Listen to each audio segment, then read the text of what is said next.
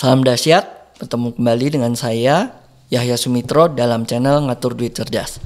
Kali ini saya juga tetap ditemani oleh sahabat saya, Bro Lagiman. Halo, semangat. Nah, dalam kesempatan kali ini kita akan melanjutkan pembicaraan kita, ngobrol-ngobrol kita mengenai bagaimana kita membuat anggaran dan bagaimana kita menganalisa pengeluaran kita. Ya, betul sekali. Jadi di episode sebelumnya kita sudah melakukan financial ronsen. Jadi pos-pos seperti apa keuangan kita. Nah, supaya nanti nextnya hasilnya bagus, kita harus bikin anggaran. Begitu ya, Pak Yaya ya? Betul. Nah, ini langsung aja berarti pertanyaan pertama. Gimana caranya bikin anggaran yang benar? Guidance-nya seperti apa?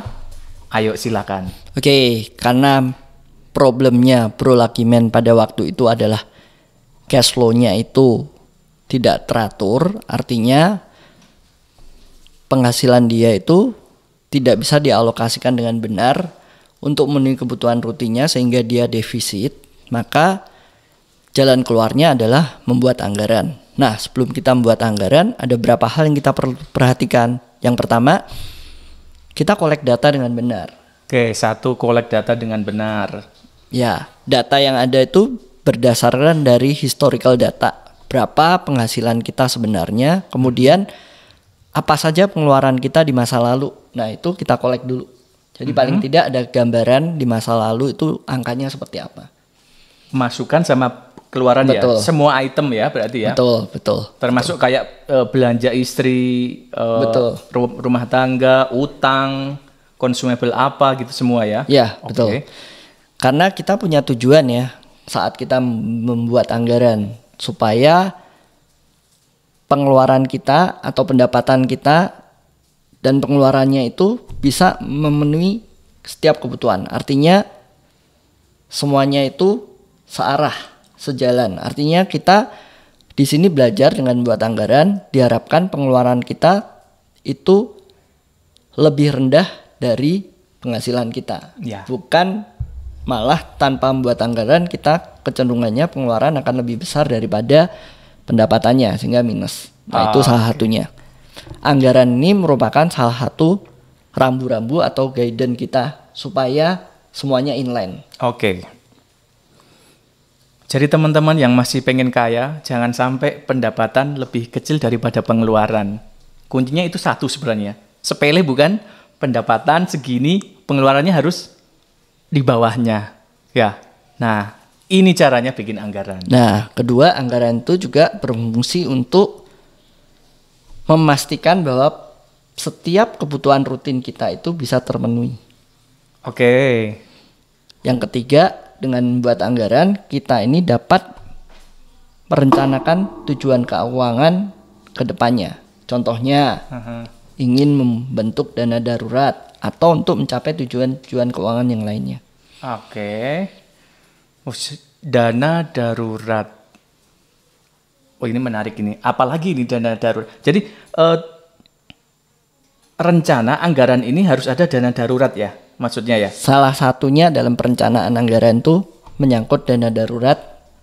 Berikut income alokasi atau alokasi pendapatan seorang itu bagaimana. Jadi selain kebutuhan kita keluar di rumah tangga, kemudian expense kita mungkin untuk bayar utang atau yang lainnya, tetap harus ada dana darurat ya? Betul. Oh, oke. Dana darurat, ya. Saya lagi memikirkan dana darurat seperti apa ini, nilainya berapa atau bagaimana caranya ini? Gimana ini caranya ini? Nah, sebelum kita melangkah ke dana darurat, di dalam anggaran itu kita membuat namanya alokasi pendapatan kita. Oke. Nah, biasanya ada bermacam-macam metode ya. Ada yang pakai metode 40% untuk biaya hidup, 30% dari pendapatan kita dipergunakan untuk membayar cicilan, 20% dari pendapatan kita itulah dipersiapkan untuk menabung dan investasi. Oke. Contohnya termasuk di dalamnya membentuk dana darurat. Oh. Nah, jadi 40, 30, 20. Betul. 20 ini di dalamnya ada dana darurat ya? Ya, Oke. salah satu perencanaan dana darurat. Nah, yang 10% adalah untuk dimanfaatkan kita berbagi kebaikan. Oh, oke. Beramal lah ya Ya, ibaratnya. betul. Kasih orang atau kasih keluarga atau kasih orang tua seperti itu juga ya. Betul. Oke.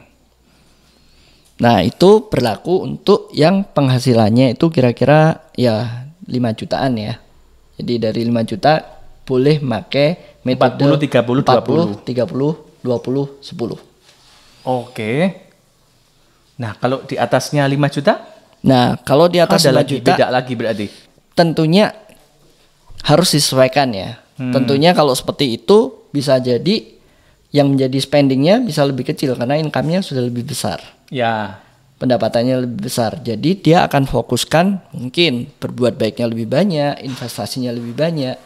Namun diusahakan gaya hidupnya di-maintain supaya tetap ada surplus sehingga bisa berinvestasi atau melakukan hal-hal yang baik. Jangan sampai gajinya naik, habis itu gaya hidupnya naik ya. Betul. Awalnya naik mobil atau naik motor, gajinya naik sedikit, langsung nyicil mobil gitu Ya, ya. Jangan betul. sampai gitu ya. Betul. Oke. Betul. Nah, gimana kalau yang pendapatannya tuh kurang dari 5 juta? Ini nih menarik nih. Kalau gajinya kecil, sepertinya buat hidup aja kurang. Terus saya harus gimana? Masa harus kasih dana darurat? Masa harus kasih investasi? Orang ibaratnya buat makan aja susah. Iya ya. Nah, kalau yang pendapatannya di bawah 3,5 juta atau 3,5 juta bisa pakai metode namanya 80 10 10. 80 10 10. Bagi rekan-rekan yang belum tahu 80 10 10, ini maksudnya persentase ya. Kalau misalkan gajinya 1 juta, berarti 80%-nya itu 800.000 untuk A. Betul. 100.000 untuk B, 100.000 untuk C gitu maksudnya ya. Ya, betul. Oke. Nah, kita bisa pakai kalau hal itu 80% untuk memenuhi kebutuhan hidup, kemudian 10% untuk investasi, 10% untuk kebaikan. Artinya, seberapapun income Anda, pendapatan Anda harus menyisihkan 10% untuk investasi. Oke. Meskipun sebenarnya buat makan engap-engapan, tapi 10% minimal ya, itu harus buat investasi. Setuju. Nah, dalam kasus yang 80 10 10 sebaiknya menghindari hutang. Karena kalau dengan posisi seperti itu berhutang, tentunya akan banyak pos-pos lain yang tidak bisa dipenuhi. Oke. Ini nih saya jadi ingat, saya dulu waktu gaji berapa ya? 1.800.000 atau berapa? Begitu naik sedikit jadi 2.200.000 aja langsung bleng. Saya kredit motor. Padahal motor lama saya, Astrea Grand waktu itu masih bisa dipakai. Ini salah berarti ya? Ya, Oke. betul. Nah, kemudian selain kita buat anggaran, kita itu kan mencatat pengeluaran kita. Supaya kita tahu persis kenapa, kemana larinya uang kita. Oke. Kedua, dengan kita mencatat, kita tahu apa pos-pos mana yang mungkin terlalu besar dan kita perlu melakukan evaluasi. Iya. Atau bisa jadi nilai budgetnya atau anggarannya yang perlu disesuaikan. Iya. Ini nih sebenarnya yang mau saya tanyakan. Kalau kita sudah bikin anggaran nih, ya kita sudah katakanlah tadi 80 10 10. Tapi begitu sudah kita buat anggaran, tapi di ujung bulan masih tekor-tekor aja, masih kurang-kurang acan, masih ya kalau orang bilang, aduh masih harus gali lubang sana, gali lubang sini. Gimana itu kok bisa begitu caranya? Nah, kita bisa lihat ya dari situ. Kita akan lihat dulu pendapatannya berapa, kemudian dari sisi anggarannya berapa. Kemudian dari seberapa jumlah yang sudah dianggarkan, karena kita mencatat pengeluaran, kita tahu nih realisasinya berapa. Oke. Misalnya membudgetkan biaya untuk makan misalnya sebesar 2 juta misalnya. Nah, setelah di akhir bulan ketika kita melakukan pencatatan, kita melihat ternyata pengeluarannya tuh lebih dari 2 juta. Nah, kita bisa lihat dari situ kita evaluasi lagi apakah ada pengeluaran-pengeluaran kita yang memang terlalu besar di pos-pos tersebut atau jangan-jangan kita belum tepat membuat anggarannya. Oke. Itulah gunanya kita membuat anggaran dan melakukan pencatatan anggaran tersebut.